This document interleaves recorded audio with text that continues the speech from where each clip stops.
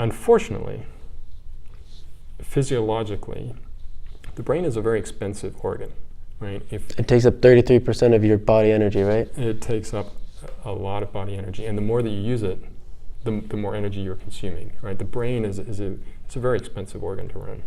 So naturally, you want to conserve your brain power as much as possible, and ideally do as little brain use as possible if you want to survive as long as possible without food and water, which is a perennial potential problem that you could run out of food or water. Luckily, we don't have that problem. We have food wherever we want, but we still have that habit of conserving. Path of least resistance. Right. So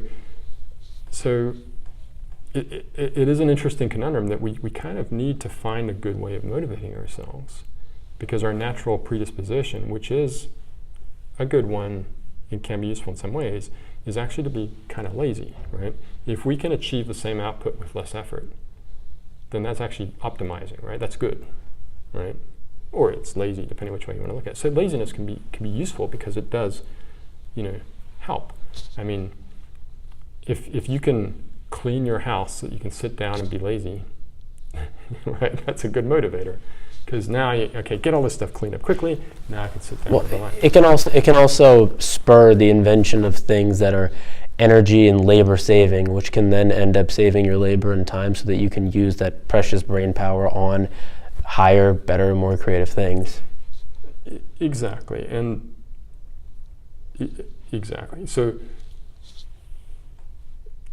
in a sense, laziness is good, but also, exactly as you've said, the trouble is that if we complicate these systems and we make these very repetitive mechanical kind of tasks take up all of our time, then we don't free ourselves up to do that. We're preoccupied with these things. We do live in a pretty amazing age. We have access to foods and experiences that our ancestors couldn't dream of. It's really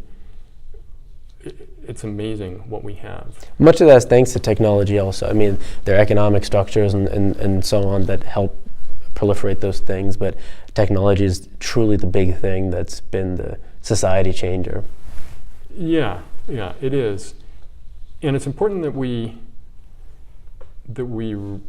remember we are human, right? Like, technology for the sake of technology doesn't necessarily yield what I would see as a positive outcome. It sometimes, if it's technology for the sake of technology, we just end up creating faster, better. That's of no use to us, and therefore is essentially useless.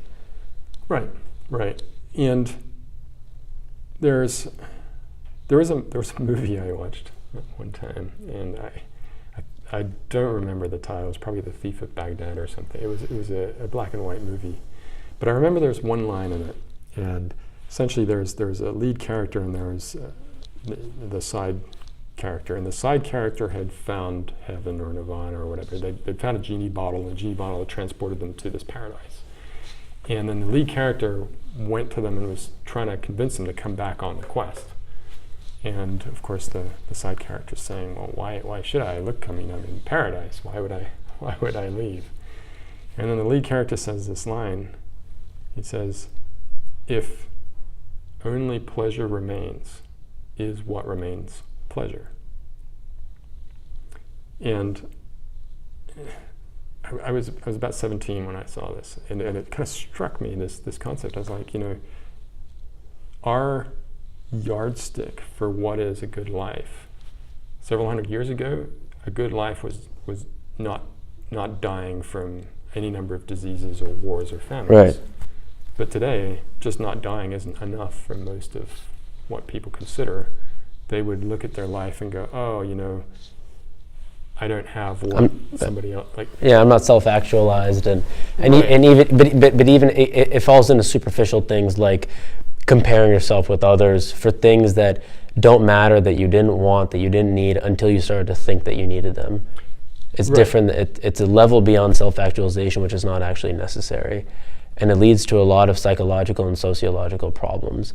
Because, let's say you actually lived in a paradise as far as the world was concerned. If people were just supremely unhappy, and perhaps that person in the 1800s was better off. Yeah, I think you can see it when you watch children play.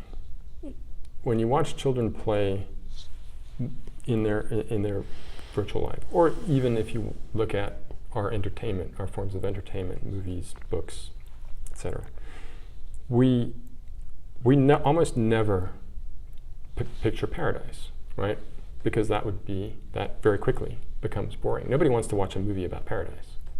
We want to watch a movie about somebody going through some quest, some adversity that they're overcoming, that they're striving to overcome. And that is wired into us. Like we cannot live without adversity. We cannot live without something that we have to strive to overcome. Because if we do, we get bored. Our minds go into mega lazy and shut right down because there's no challenge for them to have to deal with. So we need a certain level of challenge. The trick is to make sure that adversity, that challenge, is focused in a positive direction. So when we're motivated to, as Kennedy motivated us to get to the moon or to do these sorts of things, we're motivated to do something positive.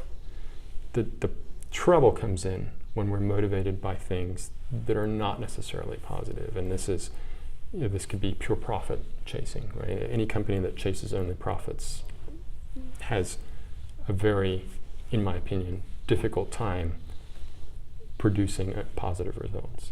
You meaning profits?